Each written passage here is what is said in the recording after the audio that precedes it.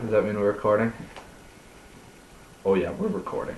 Alright, lesson 2. So, this lesson is called Be a Smart Consumer, of food products.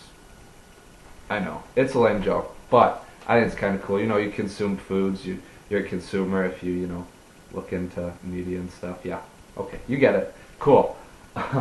This lesson is intended for middle school students and high school students. So, again, this is going to be under the Education Standard 7, which is that students will demonstrate the ability to practice health-enhancing behaviors and avoid or reduce risks. So basically just they'll be able to reduce their risk of taking products that may not be desirable for them to, take, such as, certain energy drinks that make claims that they cannot back with actual evidence. Um, so, valued outcomes for this lesson. Students will be able to learn to read and understand food labels so that they know what they're consuming. And the second valued outcome is students will learn to understand the difference between real science behind food products and quackery besides about, food products. Sorry, quackery is a weird word, it threw me off. Alright, so the description of my strategy. First, students will be given a short lecture on how to read food labels, just understanding, the first ingredient in the box at the bottom. That's your first ingredient in your product. So if that says it's high fructose corn syrup, your fruit juice cocktail probably is, not very much fruit juice. So just things like that will help them in the future. My second strategy, let's see here. Students will be given a small written quiz on food labels that they will receive in the class. Like, for example, they could be asked to read the second ingredient on that food label, say it's like a soda can, and see what that product is. They'll be able to tell you what that product is to show that they understand the food label and how to read it in the future.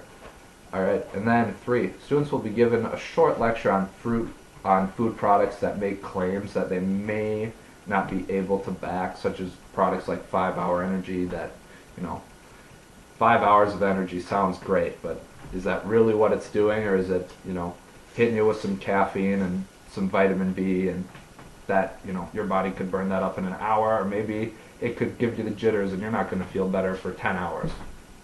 You don't know. So just so they know that different products affect the body differently, and the promises they make aren't necessarily true. Alright, so the materials needed for this. So you need the food label test. You're going to need to print that off however you want to do it. You're also going to need a whiteboard or projector for the 2 lectures on food labels and on food quackery. So formative evaluation. Level 1, students will just understand how to read food labels. That's level 1. And level 2, students will be able to understand what ingredients they should look for in products. So maybe things like high fructose corn syrup are things you want to stay away from. You look at fruit juice products, if actual fruit juice is the first ingredient, I mean, more power to that product. You probably want to go with that. So level 3, understanding. Students will be able to think critically about claims that they see in the media about food products. So you could put up something like a Monster Energy commercial or a Mountain Dew commercial and have them, try to pick out what's real and what's not real from that commercial. What that drink will do for you or what it won't. Obviously, I'm hoping the students will understand that Red Bull won't help you grow wings, but you never know. So things like that they'll just be like, okay, this isn't what that product's doing. This is what it actually does. Alright, and then points of emphasis. Again, not all products do what they claim. Like, Red Bull does not give you wings. I mean, I was disappointed the first time I took it, but I don't know about you.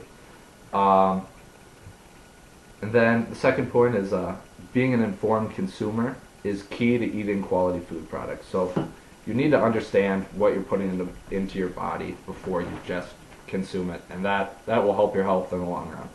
Alright, and that is the end of my second lesson.